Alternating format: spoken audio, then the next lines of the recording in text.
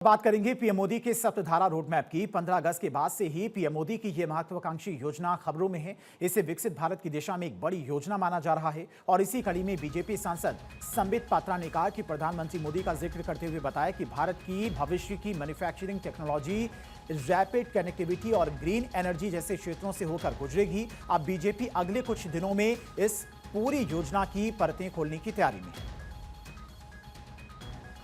ये सप्तधारा है, मतलब 7। ये एक रोड मैप है। क्या है ये रोड मैप? एक विकसित भारत बनाने के लिए। पहली धारा कौन सी है? पहली धारा है मैन्युफैक्चरिंग पावर। किस प्रकार देश के मैन्युफैक्चरिंग पावर को बढ़ाया जाए। दूसरी धारा हमारे अन्नदाताओं के लिए है, हमारे किसानों के लिए है, एग्रीकल्चर के लिए है, फार्मिंग के लिए है, एग्रीकल्चर एंड फूड प्रोडक्ट्स। दलहन तिलहन किस प्रकार से आगे बढ़े, किस प्रकार से प्रोडक्टिविटी आगे बढ़े एग्रीकल्चर में। सप्तधारा की तीसरी धारा है टेक्नोलॉजी एंड इनोवेशन। मतलब सप्तधारा की अगली धारा है गति शक्ति। गति शक्ति का अर्थ है किस प्रकार से हम कनेक्टिविटी को गति दें।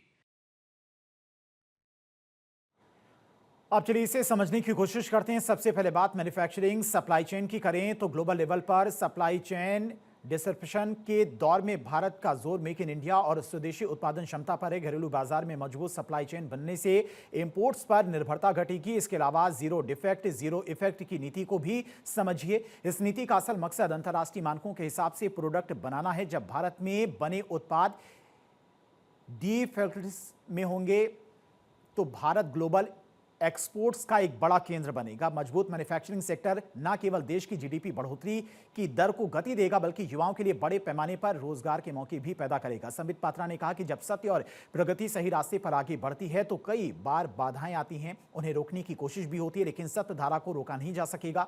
उन्होंने कहा कि देश को यह भी सोचना चाहिए कि भारत किस दिशा में जा रहा है और क्या वो दुनिया के सामने एक बड़ी चुनौती के रूप में उभर रहा है।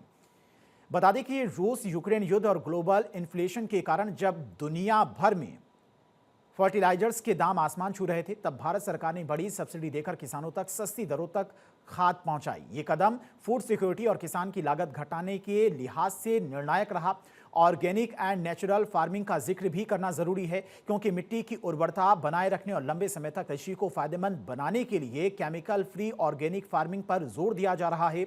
ये एनवायरमेंटल बैलेंस के साथ साथ स्वास्थ्य और एक्सपोर्ट कैपेसिटी भी सुधारेगा। कृषि क्षेत्र में टेक्नोलॉजी यानी कि ड्रोन, सॉइल हेल्थ कार्ड जैसे इनपुट से कम लागत में अधिक प्रोडक्टिविटी का टारगेट रखा गया है।